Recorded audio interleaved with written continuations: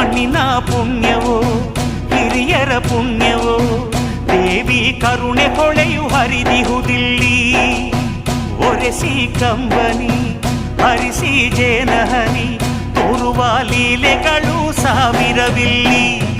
ಕಂದ ನಿನಗೋಸ್ಕರ ಹೇಳುವೆ ಆ ತಾಯಿ ಇಲ್ಲಿ ಬಂದು ನಿಂತ ಕಥೆಯನು.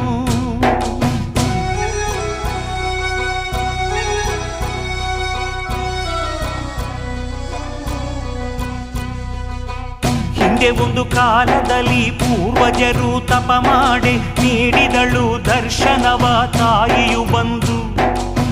ಮಾನವನ ಕಷ್ಟಗಳ ಪರಿಹಾರ ಮಾಡಲು ನೀ ಧರೆಗೆ ಬಂದು ನೆಲೆಸು ಎಂದು ಬೇಡಿದರಂದು.